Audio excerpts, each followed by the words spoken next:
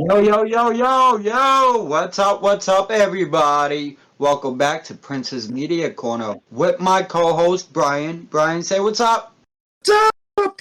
Yeah, buddy. And we got a guest tonight. Guest, you want to introduce yourself? All wrestling for life. Shady 09 MN. It's pretty much what I go by. So, we got a great show for you tonight. And to get started, we got some new movies coming out this year. So, some of them one of them is called Megan, which don't really consider it blurs the line of a horror and comedy in a way, a little bit, you get that little bit out of it. Then we got Scream 6, which I'm not too happy about, especially after the last one, because one of my favorite casts from there died. So then we got Saw, which I've been following since the first one, so I'm curious to see how this one goes. After that is, I believe the other one is Evil Dead Rise, which I'm really, really excited for. Bruce Campbell is exclusive producer along with Sam Raimi and a few other people. So, even though Bruce Campbell is not in this film, he's still got a big part of it. So I'm curious to see where this goes. And the trailer's out on YouTube right now. And there's one other movie on that list that I am trying to remember, but I forget. But with that said, let's get started on the I don't mean to interrupt you, but you forgot Insidious 5. Yes, Insidious 5. Thank you, Insidious And 5. the other one was, I believe, The Exorcist. Yes, The Exorcist. Thank you, Ike. You're welcome. So, No problem. The Exorcist, I'm curious to see where they're gonna go with this. I haven't seen the trailer yet. I've only seen the trailer for Evil Dead Rise. So and Megan. Those are the only two trailers I've watched off that. A couple weeks. Say that again. Megan comes out in a couple weeks. Yeah, like 2 weeks or something like that, I believe. Yes. I'm pretty excited for that one. Alright, now with that comes the show. We are talking about 4 of Stephen King's best adaptations, in my opinion at least. So, and what's great about tonight is that these guys watched them. We're about to have a great conversation. So, we're going to start off with both versions of The Shining, and we're going to start with Bryan. Bryan, what did you like about the movie compared to the TV version? The only thing I enjoyed more was the director who directed it, Stanley Kubrick, way back in the early 80s. And of course, Jack Nicholson, the man. He did a excellent job. He does very well with nutcase roles. He did a movie called One Flew Over the Cuckoo's Nest, where he was cuckoo for Cocoa Puffs. Those are really the only differences in the movies that I enjoyed. One was a feature film, one was a TV movie. Where it was shot was the actual location where it took place. It wasn't done on a Hollywood studio set. Correct. So that, and then of course the TV version, it had the guy from Wings, Steve Weber. Now, is there something about the TV series that you like better? Like, did they do something that caught your eye that the movie didn't do? No, I tried to go back where you recommended it, and it didn't catch my eye. Okay. So, what I'm talking about is the difference between Jack Nicholson's version of Jack Torrance compared to Steven Weber's version. Now, the difference is Jack Nicholson starts off crazy. He starts off bad, and you can see it in his eyes, the way he gives that with the little eyebrow raise, with that grin, the smirk, and you see his face starting to fudge a little bit where he's giving that evil grin, and he starts going downhill. Whereas Steven Weber, it was more of a battle within himself. He saw that he had demons, and he tried his best. And what was great about this is that it was back and forth for his version of Jack Torrance, because he was fighting the demons, but he was also losing. But he didn't lose too much of the real him. And the love that he had for his family was so powerful that essentially it didn't break him. He ended up doing something great that Stanley Kubrick's version didn't do. Now, with Stanley Kubrick's version, we all seen that. We all know what happens at the end with Jack Nicholson being frozen. But with the TV version, what's great about that is that we got Steven Weber to finally overcome the evil and save his family and blowing up the hotel. So that right there is the biggest thing to come from with those two. But refresh my memory one more time. In the TV version, there was never the picture of him back in the past, was there? Because in the movie, Oh, wait, for the TV version, The TV I version. believe. Oh, I think I remember something like that. Unless I'm pretty sure there is. Yeah, I think it's like right at the end. On the TV version, no, there wasn't that. It was only the one from the movie. The Stanley Kubrick's. Okay, yeah, that's right. All right, then I'm getting that The confused. hotel blows up, so there's no. Yeah. Yeah, that's what there's nothing left. So. That's what I thought.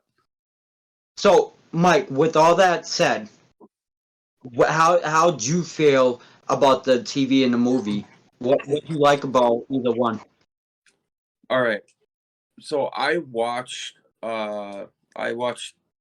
Sorry, I'm losing the name of the movie again.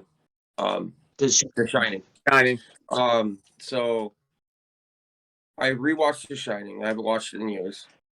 And then you recommended to watch the series, so I rewatched the movie as well. They get more in depth with his character, which I like. They tell more of the story of him being an alcoholic, recuperating from that, being a loving father, and driving crazy, you know, and telling his past about his father and all that stuff and how he was. There was a lot of in depth with the show, so I see why it was a 3-part series, because they're telling a story through majority of the first part about Jack. So now the movie one, he was a psychopath already through the whole thing, and he was just becoming more of a psychopath. And the other thing they both got their cult classics, but I will tell you right now, the 3-part series is better than the movie. Better storytelling. There's a lot of things different, like the maze was not in the book, but it's in the series. It was the animals. That's different. In the movie, was it Ted or Tom? Help me out. Yeah, for the TV one, it was Tom, And for the movie, the guy, it was, oh my It was God, what Tom. was It the? was Tom. It was Tom for the movie one. Yeah, they're both Tom. With the movie one, he was talking with his finger like he was a part of him. Red Rum. What most people don't really know is that was him from the future going to the past, telling him to escape. I didn't catch that. I didn't catch that. Yes. So Oh, right. that was the older him. Like, you know, when you see him like manifest, Yeah. that's him at the end when he graduates and stuff. And don't Oh forget yeah. also, Oh, I thought you were saying the '80s one and this one. I thought that's what you were saying.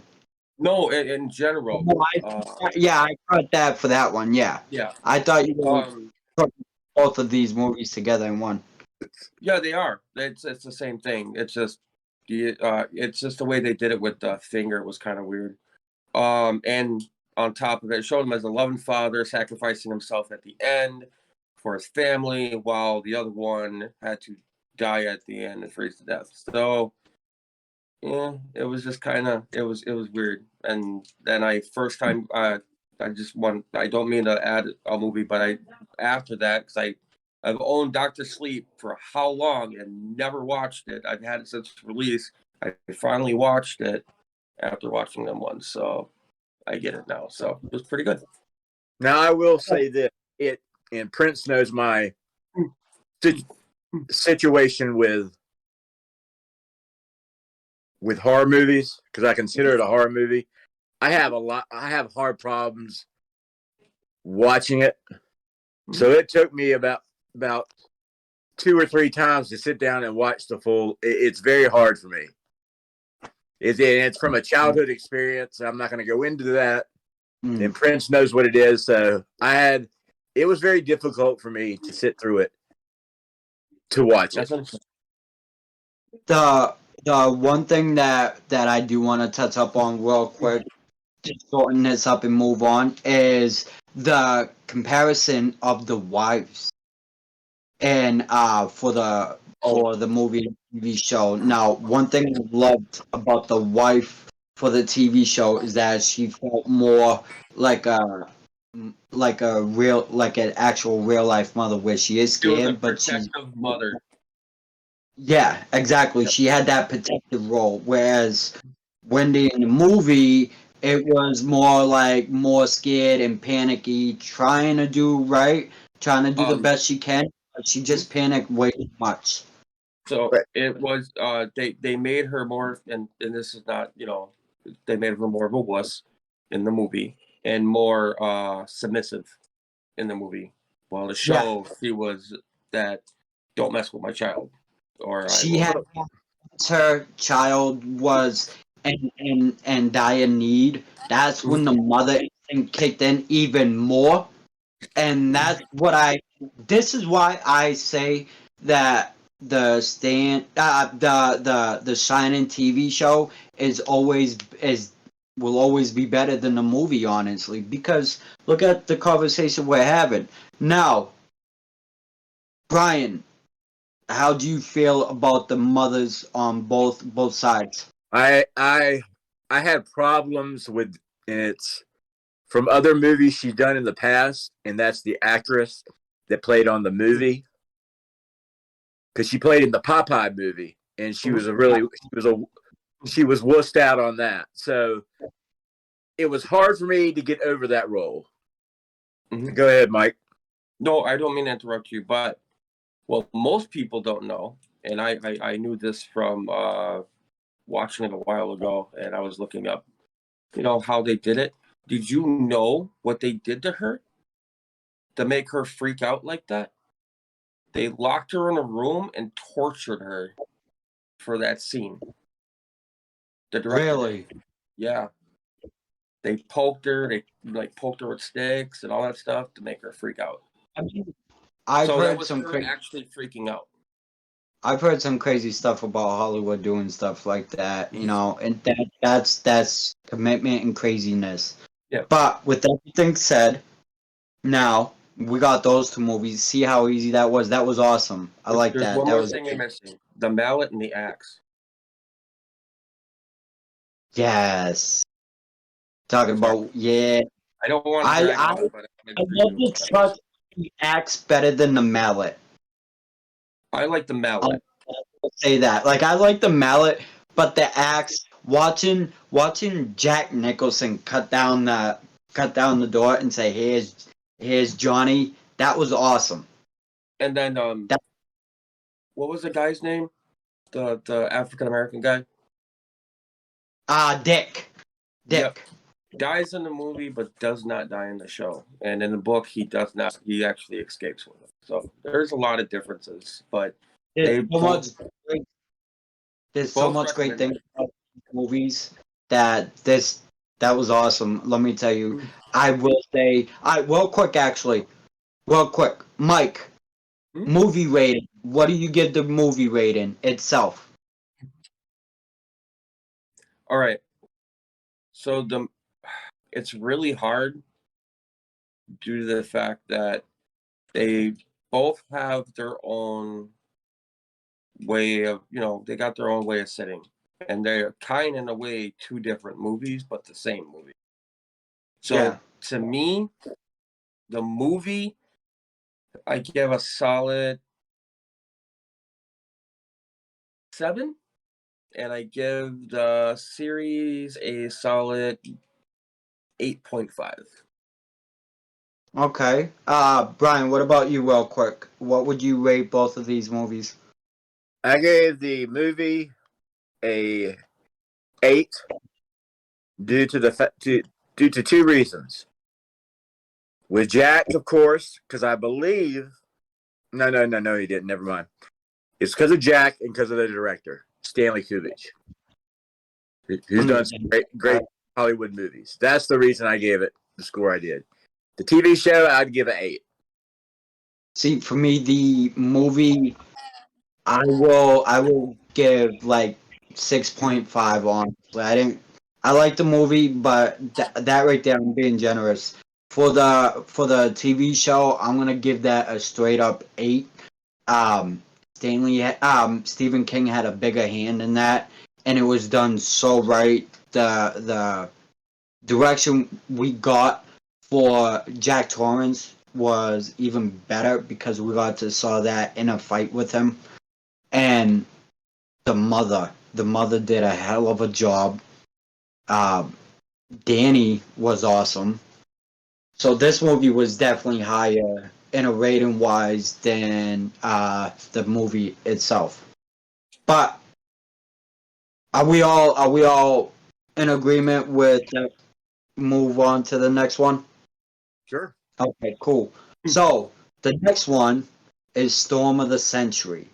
Now this movie was made early 90s. I want to say 93, 94, I believe. Maybe even earlier than that. But it's in a small New England town. Oh, it's Stephen King. All his movies are going to Everything's take going to be in the New England town.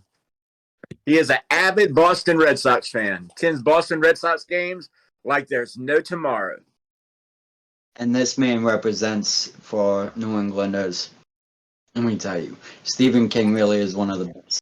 But Storm of the Century involves a storm coming to a small town in New England, and it involves this mysterious guy known. Oh man, I'm drawing a blank on his name, but he called himself Mr. Oh, what was it that he called himself? Continue going, and I will do that for you. Give me a second. So, anyways, he comes in and he starts giving these weird little nods like, "Hey, give me what I want and I'll go away." Born and Sin, come on in. He's basically a mysterious humanoid creature, or whatever, like a vampire. I can't pronounce it, but it's and is it Andre Lin? And Lanos, Mr. Lanos. Lanos. There you go, Thank Mr. you. Lanos. Mr. was his name. One of a great character, a highly underrated character in the Stephen King verse. But this movie involves Mr. Lenos. He's kind of like a vampire. Filmed in 1999. Oh, 99 it was. Okay. Okay. February 14th, 1999. Thank you for that, Brian. You're So welcome. Mr. Lenos is kind of like a vampire-like creature or whatever. And he comes to this small town in New England wanting to take his selection of kids. Now, I know it sounds weird, because it is, but the movie itself is pretty damn good. It's long, but it's enjoyable for me at least. So, Mike, let me ask you this. What was the things that you liked about this movie and the thing that you didn't like about it? All right. Well, with this movie, all right, I seen it a long time ago. So I remember bits and pieces of it. I think the thing I didn't care for it is that I like knowing, like in the beginning, I like knowing like why the person's there and all that stuff, and you just pretty much keep saying, give me what I want, and you're not knowing until the end, which was interesting. Was an interesting take. And then I did like how he was able to control people and all that stuff, but he was there before. Someone's freezing. I think that's Mike. Excuse me, guys. I believe we're having technical. I think it was in the 40s. Huh? There we go. No, you were freezing really bad. Oh, am I still freezing? No, you're good. Okay, sorry. Well, there I go again. Let me switch over. You continue, and I'll go on about. I'll just try to get off this my internet here and try to go off my data. Okay. So, Brian, what do you like about this film? I like the mysterious of the mystery man, as I called him when I first saw it. Didn't know anything about him. Didn't know who he was. What was he about? But he knew all the secrets of the town. Knew everything about everybody. The thing I didn't like was him going after the kids. To me, it seemed like a pedophile. Yeah. That's the thing I did not like about it. Of course, I enjoyed it being filmed up north because that's where my father's from the Massachusetts, Connecticut area. And I enjoyed it. I've watched it probably, and as much as I said earlier, I don't like horror movies. I've seen it about 3 or 4 times, and do not have a problem sitting through the entire thing. And I enjoyed the star of the film, and that was Tim Daly from, of course, Wings. A great show, I might add. This movie was definitely really great. I loved the character of Mr. Lenos. I also loved Tim's performance in this, and watching him in Wings and then seeing him go into this was really great. It really was. It was a different role, and seeing how he took his time to get into the character the best way he could. And seeing how Mr. Lenos just came right in and took everything over and just swept the rug from underneath Tim's feet and controlling everybody, and pretty much by the end really just finally taking full control. You see throughout that time, you see how bad this storm is getting. You see trees being falling down, electricity going out, that eerie feeling whenever the camera is focused on him. So that was great in that aspect because a dark, stormy night, really bad snowstorm.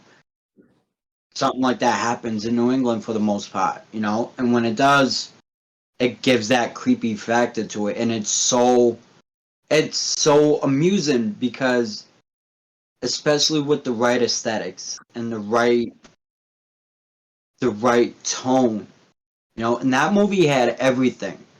Movie had the right lighting for certain spots. Now, when you saw Mr. Lenos in the chair, and you see him turn around like that, you see half his face. It's amazing because you do see him, but not so much. You're only given a certain amount, and that's what I loved about it. The end definitely got to me. You know, seeing how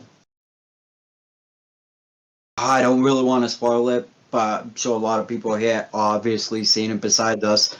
But seeing the end with how Tim handled the fact that he's seen his son, and seeing the fact that he ran down to get his son, and his son with the vampire teeth. That was freaking heartbreaking, man. And knowing that the town turned their back on him made it even worse. So I do apologize about I hopefully there's not too much noise in the back. I do have family out there, so hopefully it's not too loud. You're Sorry good. about the technical difficulties. So I'm not on my internet no more, so I'm on my So, would phone. you like to continue your thought on what you liked about this? What I liked about it was like what I didn't understand. See, I don't know how to describe him. If I wouldn't describe him as a vampire. I feel like that would be the best way to describe him. Yeah. It's what give people the thought of what he is, because it's not really known. Yeah. You know, and if I don't remember them ever saying what he is. Well, what I liked about it is he was able to control people, even being in the cell. You know, people not knowing what was going on, stuff like that. It kept you interested. All right, so this is the one good thing about the movie I'm gonna say is that you'll watch it and you're gonna want to watch the next part just because you want it. The story, it was a very story driven movie. Yes. Yes, it So, is. what I disliked about it, God, yeah, I like story-driven movies. I do. I like. I think if they did an updated one, I think it would be pretty good. Like now, nowadays. But yeah, I mean, I can't really give you too much that I disliked about it. I enjoyed the movie. It was pretty good. I will say this. I feel that for the story that we got, I think we got a decent time out of it. It's 4 hours long, and if anyone here like us are familiar with Stephen King, we know his work is pretty damn big. You know, his books are like that almost. You know, so it's expected. So there are adaptations where it's like, all right, this movie's only 2 hours. But for the most part, there's a lot of adaptations that I've seen where it's like 3 hours, 4 hours, 6 hours. You know, This movie was 2 hours and 57 minutes. 2 hours and 57 minutes. Thank you. Then Oh, I wait. I'm Oh just. no, because there's Oh, 3 parts. I got it for you. 2 hours, 4 hours, 6 hours. Okay, all right. So you're wondering what he's not a vampire. He's a 4,000-year-old wizard who carries a cane with a silver wolf head. At least that gives us something. Okay. Thank you. I figured you wanted to be accurate with it, so I was just trying to give you some accuracy. Thank you. That definitely helped out. Yeah. So, all right. Quick Raiden, what do you give this movie? Before we Brian? go to that, this is not the first time one of his books has taken place in this exact kind of town. Dolores Claiborne is another movie that took place in the very similar same town. Okay. It was a small town in northeast Maine is where Okay. the basis of it was filmed at. And my rating, I gave it a 9 out of 10. I like that. Mike? And the only I- reason I give it a 10 out of 10 I is will because I didn't like the say fact that it seemed like a pedophile. Yeah. I give it. See, I enjoyed. I'm sorry, I'm drawing the blank of the other movie we were just talking about, The Shining. The show, the series, better. So Some of the sen- yeah, I know, but I'm saying I like that one more than this one, so I'm gonna have to give this about a 7. Oh, okay. Okay. Yeah. All right. Enough. I'll tell you this. Like I said, I love the aesthetics about it. I love how dark it is and how gritty it is, especially with the certain scenes, how well lit and how dim lit they are. I'm giving this a 10 out of 10, honestly. Yeah. I really, truly enjoyed this for what it was. It was very fun. The ending, for me personally, wasn't expecting that. So it was actually an enjoyable movie where it was a great ride to go along with. And And remember in the movie that after the kid was taken, they actually think they got a divorce, so they separated. He moved to the city while she was. Yep. Sam Brim. moved to I think it was what, New York City, Yeah, I they believe it. would come back once a year to the island to To do the like pay tribute to Yeah. that. kind of like Give that's where his grave was pretty much. Agreed. Now for the main event, The Stand. Now, before we get into this, I just want to say, so I do got a bad memory, but with this movie, I'm gonna do my damnedest because I've literally sat down and watched this movie for one straight up year. I swear to God, a straight up year I've watched this movie for, and the story of it. For you, I'll tell you right now, I did finish it. Thank you. All Yeah. right, perfect. All right. So with this movie, the story was fantastic. We had some of the best upcoming actors of the time. We had Rob Lowe, Molly Ringwald, Gary Sinise, Kathy Bates is in this. Oh man, Ed Harris is in this, among others. There's a lot of actors in this. So it takes place. And oh my god, God, Blake. Sorry, I'm like really amped up for this, so I'm trying to remember. But it's about a chemical. It's about a disease that pretty much ends the world. So we start off with a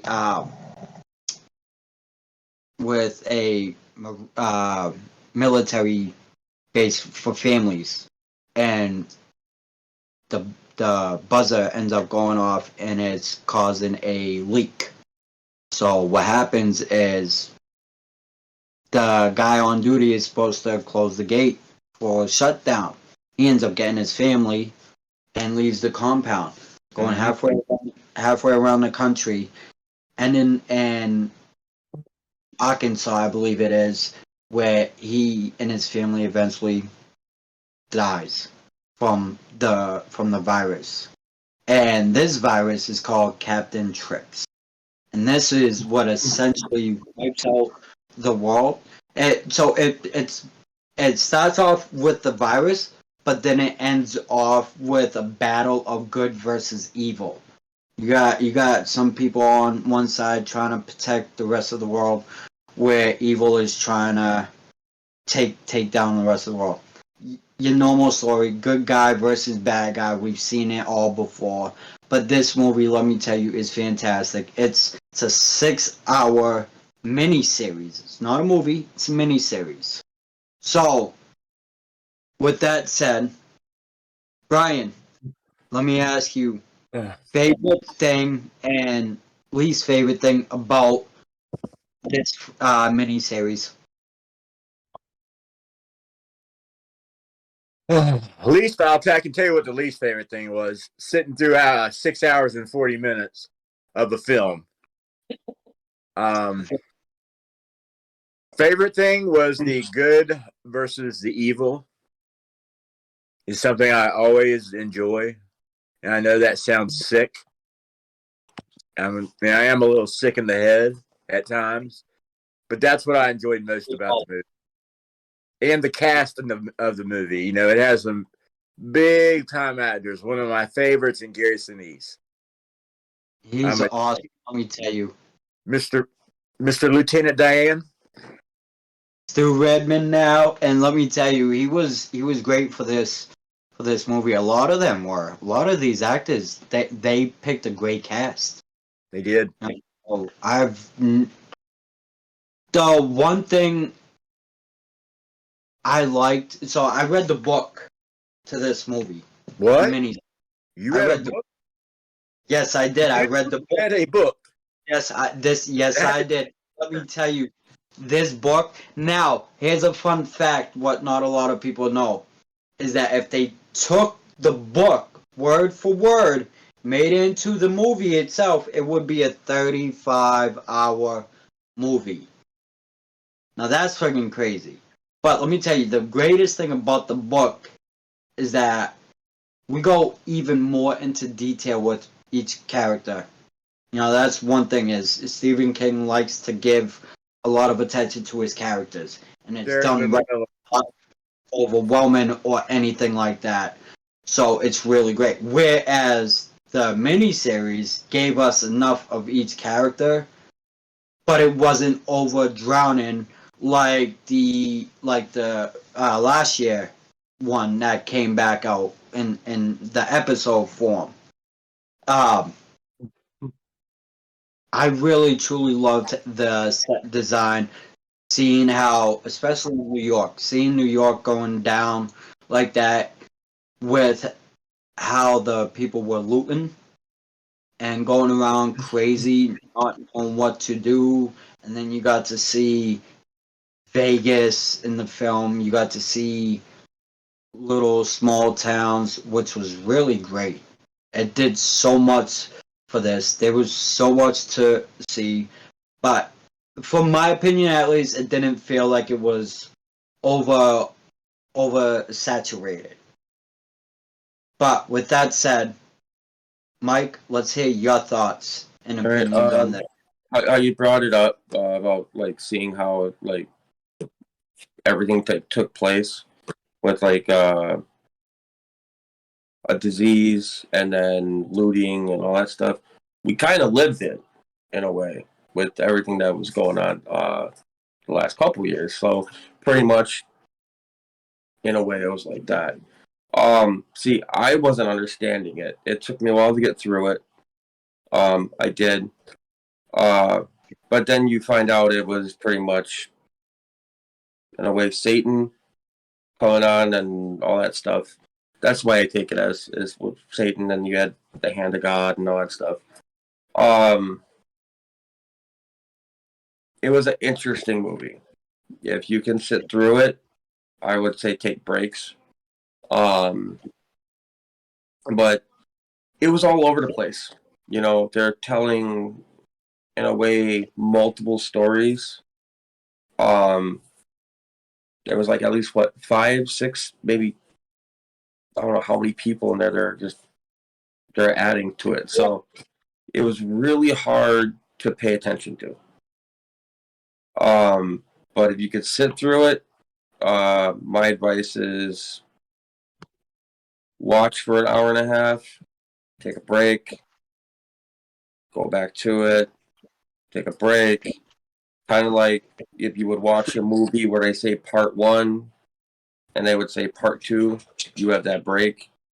That's what I would recommend. You take a small break in between it. Don't watch it straight through. With this film, I feel like that is needed for this because there's so much that not only even if you do watch it straight through, right? You might want to start thinking like, all right, let me take a 10-minute break so I can get everything through, give me some intermission time, and let me paste everything together so I can slowly understand it. What you could do is always watch the first two parts this night, the rest the next night. But it's just one of those stories that what I love about it is that it's something that can and has happened. We've seen this, seen it before. Every 100 years we have disease coming out. And when COVID came out, everybody was comparing Captain Trips to COVID. Stephen King had to come out with a statement saying, "Yo, stop comparing Captain Trips and COVID. They are not the same thing." First off, everybody, let me get over here, you guys. Captain Trips was a very bad disease. It wiped out the world. Yeah. COVID is that too, but it's not wiping out the entire world. It's wiping out a certain age group.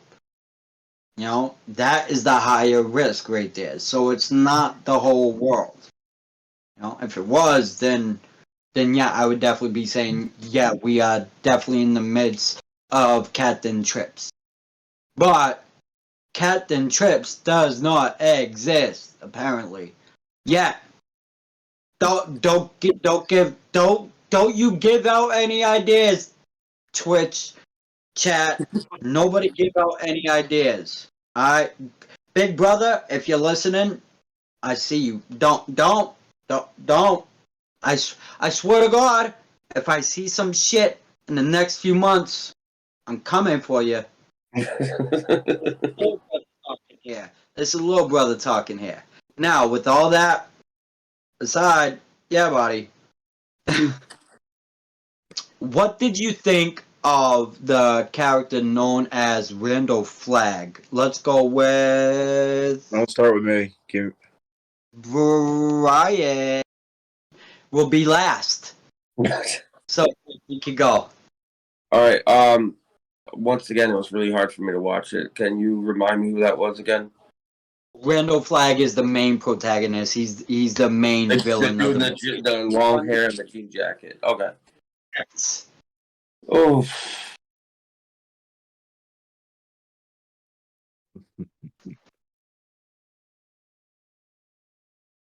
I don't know, man. It was just it was kind of weird when he would get mad, he'd turn into that demon, and then he forgot what he did when he threw that drink, all that stuff. He was all like, "Oh," he's like, "Yeah, it's all over the wall." It was more of a what you call it, like a threat.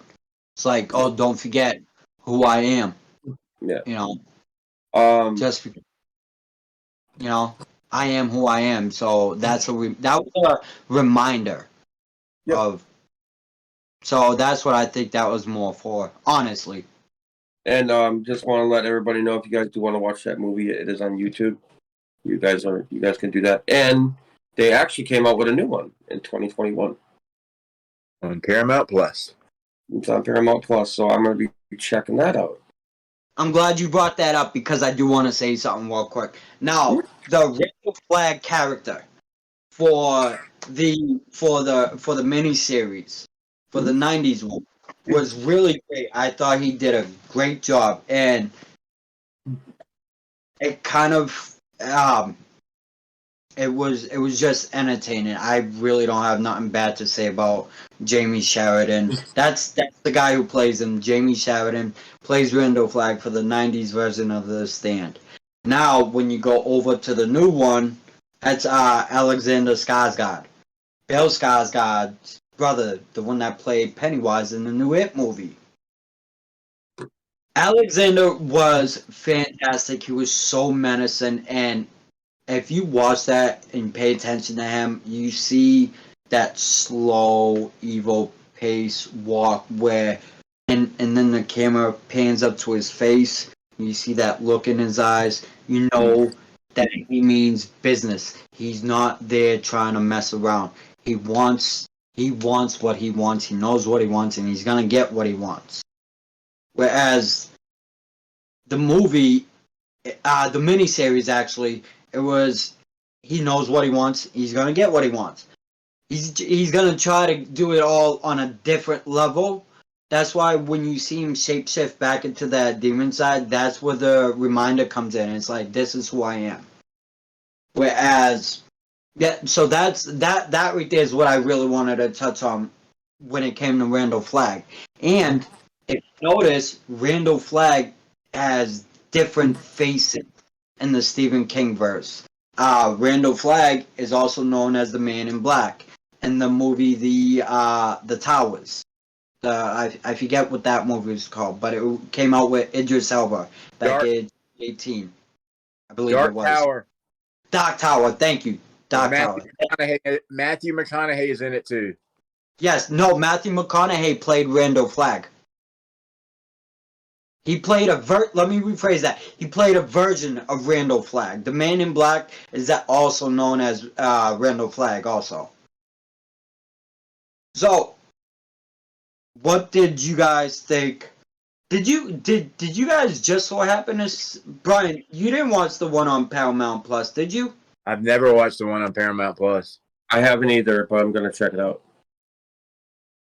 It's good. Just if you got a weak stomach, be careful. Well, that's not good for me. Because then Bryan, stay away from that. Trust me. Ross, please take my word for it. If you don't ever take my word for anything else, fine. Take my word for this. Gotcha. Trust me. I watched this movie, bro, and I couldn't eat for a week. That's how gross it was. And I like gross shit, but this, just the thought of it makes me want to puke because it was so disgusting. The grossness was amped up for this. Again, the miniseries that was made for TV, so they really couldn't do so much. That's why that was filmed the way it was, and that's why, even though we're going off topic, that's why the '90s version of it was made the way it was, because it was made for TV. So they really couldn't do much at that time. But these movies are also proof that you don't really need to show a lot to have a great product out there, and they've proven that. It still stands the test of time. One of the best movies, one of the best miniseries. Fantastic movie, miniseries, I don't care. It's a movie. I'm gonna call it a movie. It's Whatever. a movie. But the one thing I do want to touch up on is the new version of it was more, there was more blood. The death scenes were on screen for the most part, and it was fun. I felt that they took Pennywise for the new age and gave it even more respect. You know, no one can outdo Tim Curry. We're talking about it right now, right? Right now, yes. Okay. Right. Now we're done with those 4 topics, so now we're gonna touch up on a little more of Stephen King. Okay. So now for the It '90s to now, the one from nowadays paid respect to Tim Curry. and gave it a newer look for a newer generation of new fans. People that grew up in the 80s and 90s that grew up watching that, they love it for what it is. Fans nowadays might not. But that's cool because now they got their version of Pennywise, which actually brings me to my next point. 2024. We got a new movie called Welcome to Derry. This The prequel. this is gonna touch up on Pennywise himself, so I'm really excited to see the origin story. This is freaking awesome. Check out the trailer. It's on YouTube.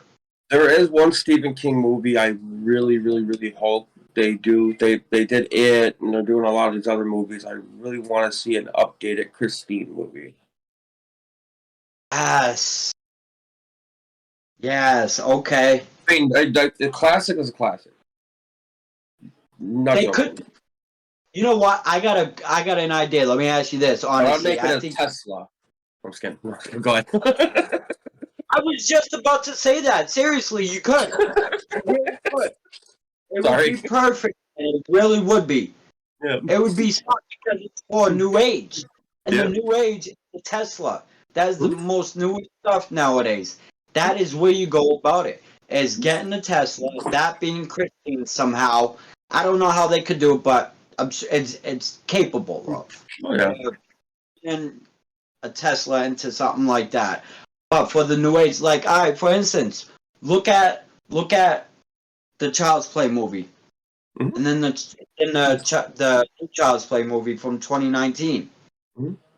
It was Chucky for a new age, and it was through electronics. I think it could be done with Christine, if done proper with the right people behind the stage, doing all the producing and all that. I believe that Chucky movie that came out, the new Child's Play movie, would have been so much better if it was Charles Lee Ray in it, being able to control all that stuff.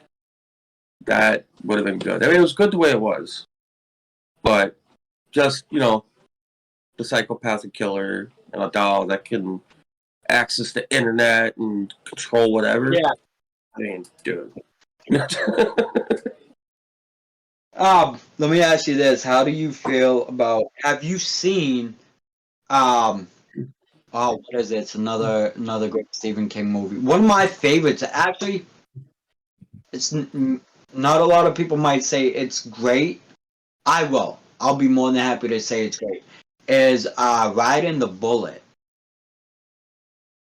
Riding the Bullet. Let me see. I think I'm pretty sure me and you talked about this movie off and on a while ago, I believe. But basically about this kid, he an artist, and it's back in the backdrop is 1969, and he gets a. He's Was it supposed to made in go to 2004? Yeah, but the backdrop is like 69. Okay. So it involves this kid. He's kind of like doesn't really care about his life. I'm trying to use a political correct term, but suicidal. Let's say that. I guess so. And his girlfriend is trying to help him along through life, trying to give him a reason why to continue to keep pushing, no matter what. And he gets these thoughts in his head where it's, oh man, I'm trying to get into it, but it's just, you guys gotta check it out. Riding the Bullet. That's also odd. I'm adding it to my list as we speak. Thank you. Mike, would you like to give a quick description of Riding the Bullet if you have it up? Yeah, give me a sec here. Riding the Bullets. Is a 2004 horror film written by co-producer. It's not really giving me the Writing the Bullet novel. Writing the Bullet is a horror story. American writers, Stephen King. is Mark King's debut, and it's not really giving me a description of it. Okay. All right. That's kind of weird. Ever since his father passed away, art student Alan Parker has been hypnotized by thoughts of death after his girlfriend Jessica breaks up with him. Alan attempts unaliving, or I'm not on that other app, suicide. But is rescued by his friend. The next day, he learns that his mother has just had a serious stroke. You know, it pretty much almost says. Check it out, guys. It's on YouTube. It's a great movie. It really is. It's also free on Vudu. It's I can actually bring that up right now where you can watch it at. You can watch it on Tubi, Redbox, Vudu, Plex for free. YouTube $3.99 and Pluto TV. So there's Mike. Yeah. Just real quick before we, I want you to pick one or two Stephen King movies that you've watched that you want to get out there that you may think not a lot of people know of. So if you can, you're more than welcome to do that. Bryan, you're more than welcome to do the same. If there's a Stephen King movie out there that you like, that you want to give a shout out to, you're more than welcome to do that. So, Mike, if you want, you could go first while Bryan looks it up. Yeah, I'm looking at some of right now. It is always going to be a cult classic. Carrie's always going to be a cult classic. But there's a lot. Secret Window was a really good movie. And then there's I believe, was Cujo one of his too? Yep. Yes. Cujo. Yep, there it is. Cujo. Well, all in all, I'll tell you that my three favorite Stephen King movies: Christine, It, and Stand By Me. Great choice. Great choice. Bryan, what about for you?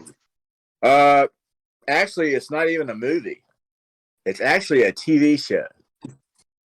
It was done as a movie first, and then it was done as a TV show with Anthony and Michael Hall from The Breakfast Club, and it's called The Dead Zone.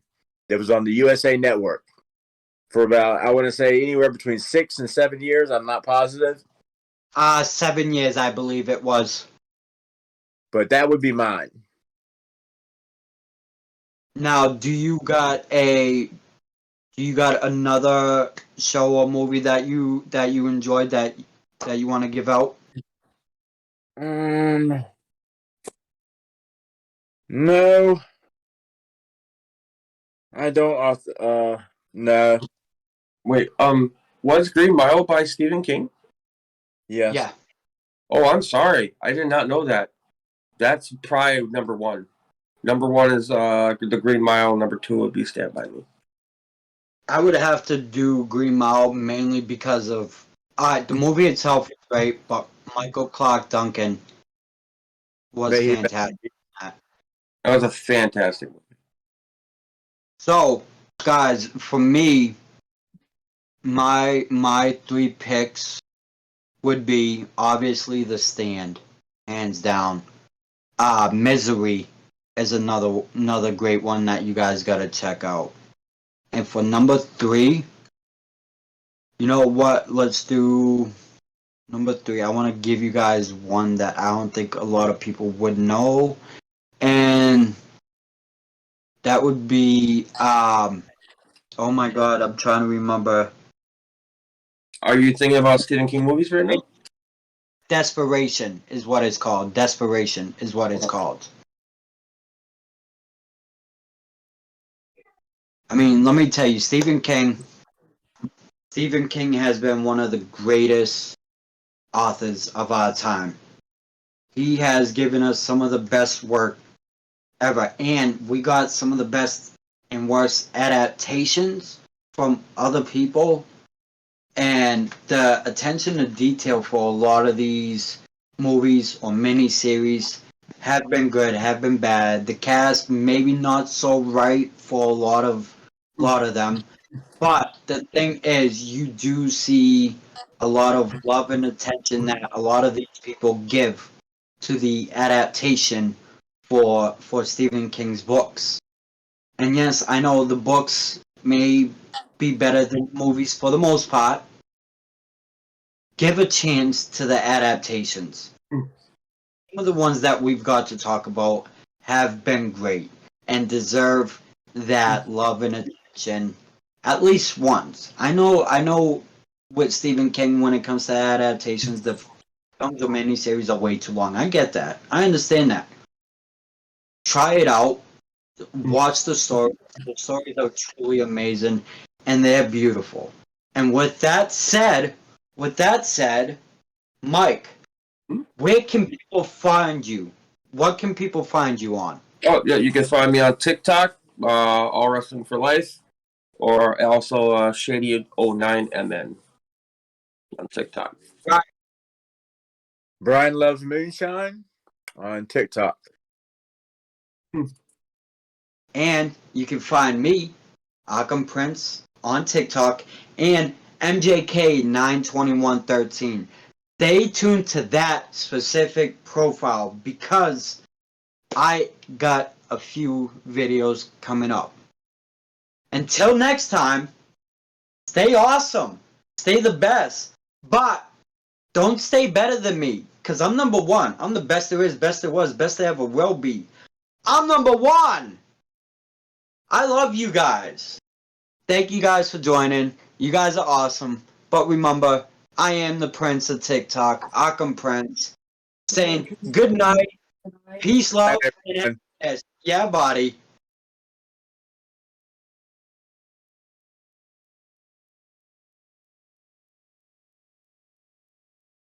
Woo!